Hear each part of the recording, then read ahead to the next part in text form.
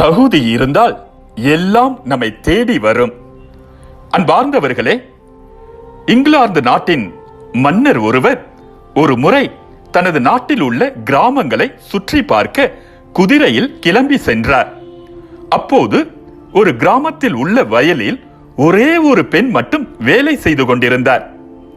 மன்னர் அவரிடம் மற்றவர்கள் எல்லாம் எங்கே என்று கேட்க, விசாரிப்பது மன்னர் என்பதை அறியாத அந்த பெண், அவர்கள் எல்லாம் மன்னரை பார்க்க போயிருக்கிறார்கள் என்று சொன்னார். அப்படியானால் நீ மட்டும் ஏன் போகவில்லை என்று மன்னர் கேட்டார். அதற்கு அந்த பெண், மன்னரை பார்ப்பதற்காக ஒரு நாள் கூலியை இழக்கும் அளவிற்கு நான் முட்டாள் இல்லை. எனக்கு 5 குழந்தைகள், அவர்களை காப்பாற்ற வேண்டிய கட்டாயம் எனக்கு இருக்கிறது, அதனால் தான் போகவில்லை என்றார்.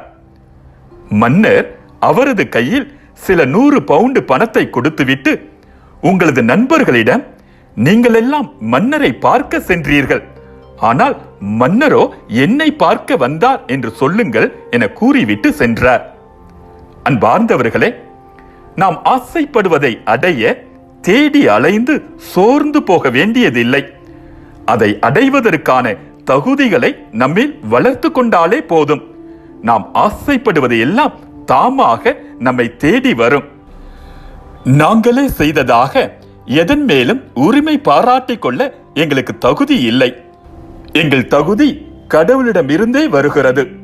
புனித பவுலடியார் கொரிந்தியருக்கு எழுதிய 2ஆம் திருமுகம் 3ஆம் அதிகாரம் 5வது இறை வசனம். மீண்டும் மற்றொரு சிந்தனையோடு உங்களை சந்திக்கும் வரை விடை பெறுகிறேன்.